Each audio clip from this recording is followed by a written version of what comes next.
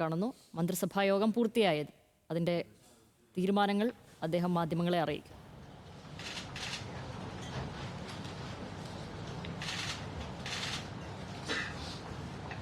പത്തരയ്ക്കായിരുന്നു രണ്ടാം മന്ത്രിസഭാ യോഗം ആരംഭിച്ചിരുന്നത്. അതുകൊണ്ട് ഇന്ന് പല നിർണായക തീരുമാനങ്ങളും ഈ മന്ത്രിസഭാ യോഗത്തിൽ കൈക്കൊള്ളുന്നതായിട്ടായിരുന്നു നേരത്തെ തന്നെ വിവരം. അത് സിൽവർ ലൈൻ പദ്ധതി ഉപേക്ഷിക്കുന്നതടക്കമുള്ള പ്രധാനപ്പെട്ട വിഷയങ്ങളിൽ തീരുമാനം ഈ മന്ത്രിസഭാ യോഗത്തിൽ ഉണ്ടാകും എന്നുള്ളത് തന്നെയാണ് അറിയുന്നത്.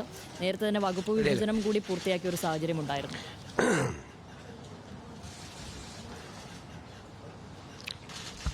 ഇന്നത്തെ മന്ത്രിസഭാ യോഗത്തിൽ ഒരു പ്രധാനപ്പെട്ട തീരുമാനം തിരുവനന്തപുരം കാസർഗോഡ് സിൽവർ ലൈൻ പദ്ധതി റദ്ദ് ചെയ്ത് ഉത്തരവ് പുറപ്പെടുവിക്കാനുള്ള തീരുമാനമെടുത്തു. പ്രസ്തുത പദ്ധതിക്കായി ഭൂമി ഏറ്റെടുക്കുന്നതുമായി ബന്ധപ്പെട്ട് പുറപ്പെടുവിച്ചിട്ടുള്ള എല്ലാ വിജ്ഞാപനങ്ങളും റദ്ദ് ചെയ്യാൻ തീരുമാനിച്ചു. ഡീനോട്ടിഫിക്കേഷനാണ്. കാരണം ഈ പദ്ധതി നടക്കുന്നുമില്ല, പദ്ധതി ഉപേക്ഷിക്കുകയും ചെയ്തു.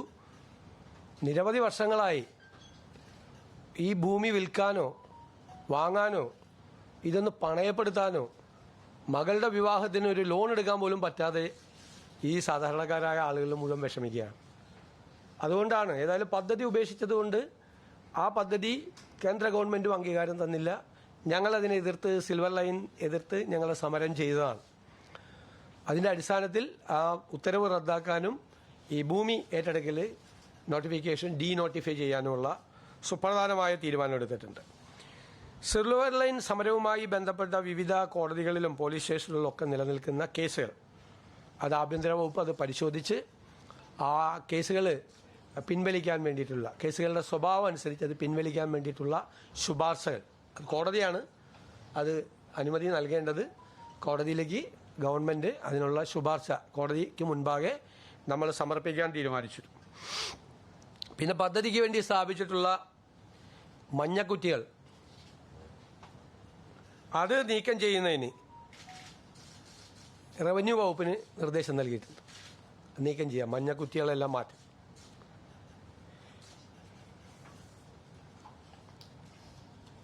പിന്നെ രണ്ടാമത്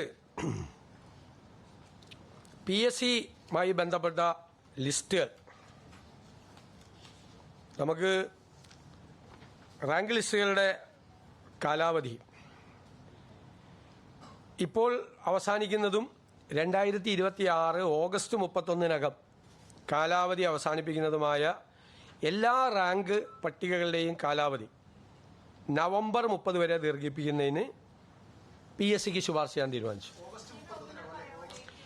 2026 ഓഗസ്റ്റ് 31-നകം കാലാവധി അവസാനിക്കുന്ന എല്ലാ റാങ്ക് പട്ടികകളുടെയും കാലാവധി 2026 നവംബർ 30 വരെ ദീർഘിപ്പിക്കുന്നതിന് PSCയോട് റെക്കമെൻഡ് ചെയ്യാൻ തീരുമാനിച്ചു. അത് നമ്മൾ കളക്ട് ചെയ്തിട്ടുണ്ട്, അത് പറയാം, വിശദാംശങ്ങൾ പിന്നീട് പറയാം. അതിൻ്റെ അകത്ത് സാധാരണ ഇങ്ങനെ ചെയ്യാറില്ല. പക്ഷേ ഈ ഇലക്ഷനും മറ്റു കാര്യങ്ങളൊക്കെ ആയിട്ട് ബന്ധപ്പെട്ട് ആ സമയത്ത് ഒരു അപ്പോയിൻമെൻറ്റും നടന്നില്ല, ഇലക്ഷൻ നോട്ടിഫിക്കേഷൻ്റെ സമയത്ത് നടന്നിട്ടില്ല.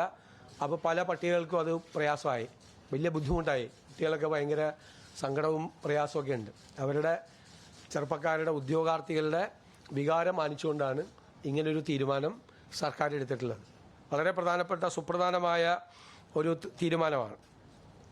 അതുപോലെ നമ്മുടെ മാനിഫെസ്റ്റോ, ആ മാനിഫെസ്റ്റോയിൽ പറഞ്ഞിരിക്കുന്ന കാര്യങ്ങളെല്ലാം, UDF മാനിഫെസ്റ്റോയിൽ പറഞ്ഞിരിക്കുന്ന കാര്യങ്ങളെല്ലാം വിവിധ വകുപ്പുകൾക്കായി തിരിച്ച് ആ വകുപ്പുകൾ ഈ മാനിഫെസ്റ്റോ നടപ്പാക്കുന്നതിന് വേണ്ടിയിട്ടുള്ള നിർദ്ദേശങ്ങൾ നൽകുന്നതിന് വേണ്ടിയിട്ട് അവർക്ക് കൊടുത്തിട്ടുണ്ട്.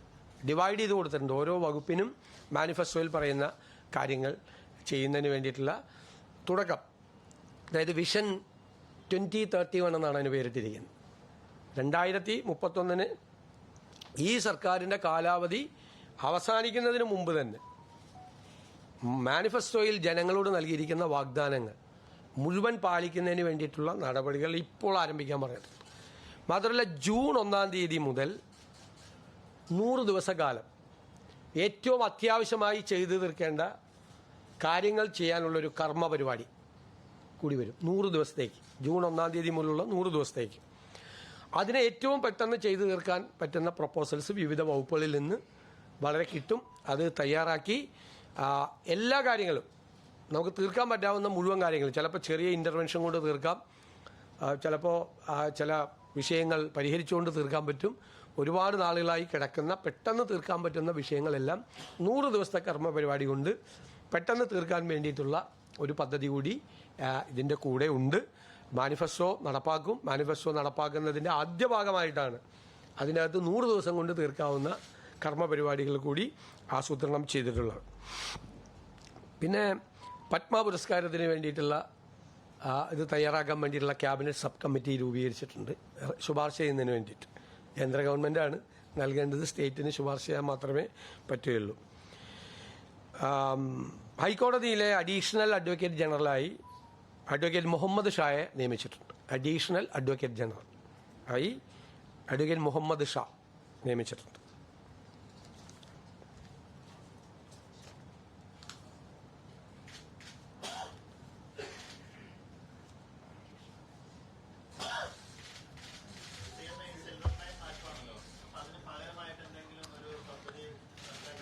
അതിപ്പോൾ ഞങ്ങളത് സ്റ്റഡി ചെയ്യുകയാണ്. ഒരു സ്പീഡ് കോറിഡോറിന് പാരിസ്ഥിതികമായോ സാമ്പത്തികമായോ കേരളത്തെ ബാധിക്കാത്ത തരത്തിലുള്ള ഒരു അതിവേഗ ഇതിന് നമ്മളെതിരല്ല. നമ്മളിതിനെ എതിർക്കാൻ കാര്യം അതിനൊരു പ്രോപ്പർ DPR പോലും ഉണ്ടായിരുന്നില്ല. പാരിസ്ഥിതികമായ ദുരന്തമായിരുന്നു അത് നടപ്പാക്കിയിരുന്നെങ്കിൽ സിൽവർ ലൈൻ. കാരണം 300 കിലോമീറ്റർ ദൂരം 30 അടി ഉയരത്തിലെ എംബാങ്ക്മെൻ്റ് ആയിരുന്നു. കേരളത്തിൻ്റെ ഒരു ജോഗ്രഫിക്കൽ സ്റ്റേച്ചർ എന്ന് പറഞ്ഞാൽ എന്താ, സ്ലോപ്പാണ് കേരളം അല്ലേ. അവിടെ നിന്ന് നദികൾ ഒഴുകി താഴേക്ക് വന്ന് കടലിൽ പതിക്കുന്ന ഒരു സ്ലോപ്പായിട്ടുള്ള സ്ഥലമാണ്. അതിനിടയിൽ 30 അടി ഉയരത്തിൽ 300 കിലോമീറ്റർ ദൂരം എംബാങ്ക്മെൻറ്റ് പണിയുക എന്ന് പറഞ്ഞ ഒരു സസ്റ്റൈനബിൾ ആയിട്ടുള്ള പ്രോജക്റ്റ് ആയിരുന്നില്ല. അത് എൻവയൺമെൻറ്റ് ഡിസാസ്റ്റർ ഉണ്ടാവുമായിരുന്നു, പാരിസ്ഥിതിക ദുരന്തം ഉണ്ടാവുമായിരുന്നു ഇല്ലേ. പിന്നെ 200 കിലോമീറ്റർ ദൂരം 10 അടി ഉയരത്തിൽ മതിലായിരുന്നു. ഇപ്പോൾ മൺസൂൺ തുടങ്ങിക്കഴിഞ്ഞാൽ ട്രെയിൻ മാത്രമല്ല ബോട്ട് കൂടി ഓടിക്കായിരുന്നു. ആ സ്ഥിതിയാണ്. അത് നമ്മൾ വളരെ നന്നായി UDFൻ്റെ ഒരു സബ് കമ്മിറ്റി പഠിച്ച് UDFൽ കൊണ്ടുവന്നപ്പോൾ, എന്നിട്ട് ഞാൻ രണ്ടാമത് അത് കൊടുത്തുവിട്ട് എല്ലാ പാർട്ടികളും ഒന്നും കൂടി സ്റ്റഡി ചെയ്ത് വരാൻ. അങ്ങനെ ഞങ്ങൾ എക്സ്പേർട്സുകളുമായി സംസാരിച്ച് കേരളത്തിൻ്റെ വിവിധ സ്ഥലങ്ങളിൽ സിറ്റിംഗ് നടത്തി, railway experts, financial experts, environment എക്സ്പേർട്സുമായിട്ട് സംസാരിച്ചിട്ട് തയ്യാറാക്കിയ ഒരു റിപ്പോർട്ടാണ് നടപ്പാക്കരുത്. അതുകൊണ്ടാണ് പിന്നെ ഗവൺമെൻറ് അത് വഴിയിൽ ഉപേക്ഷിക്കുകയും ചെയ്തു. പക്ഷേ ആ നോട്ടിഫിക്കേഷൻ ഇപ്പോഴും അങ്ങനെ കിടക്കുകയാണ്. അതിൻ്റെ ശിക്ഷ പോലെ, സമരം ചെയ്തതിനുള്ള പാവങ്ങൾക്കുള്ള ശിക്ഷ പോലെ ആ നോട്ടിഫിക്കേഷൻ വേണ്ടാന്ന് പദ്ധതി ഉപേക്ഷിച്ചു. ഒറ്റ ഓർഡർ ഇറങ്ങിയാൽ മതി ഡീനോട്ടിഫൈ ചെയ്യാൻ. അവർക്ക് ഒരു ഞാൻ പറഞ്ഞല്ലോ, മകളുടെ കല്യാണത്തിന് അല്ലെങ്കിൽ വീട്ടിലൊരു ആവശ്യത്തിന് ഭൂമി പണയം പോലും വയ്ക്കാൻ പറ്റാത്ത പാവങ്ങളാണ്. കരച്ചിലാണ് എപ്പോഴും, സങ്കടങ്ങൾ. അപ്പോൾ ഞങ്ങൾ പുതുയുഗ യാത്രയുമായി പോയ സമയത്ത് അവരുമായിട്ട് ഞങ്ങൾ ഇൻട്രാക്ഷൻ നടത്തിയിരുന്നു. അത് പോയ ജില്ലകളിലെല്ലാം അവർ പരാതി പറഞ്ഞിരുന്നു. അത്തരം പരാതികളൊക്കെ നമുക്ക് പെട്ടെന്ന് തീർക്കാൻ പറ്റാവുന്ന പരാതികളാണ്. അതൊക്കെ ഒരു ഗവൺമെൻറ്റിൻ്റെ ഒരു വേഗത അക്കാര്യത്തിലുണ്ട്.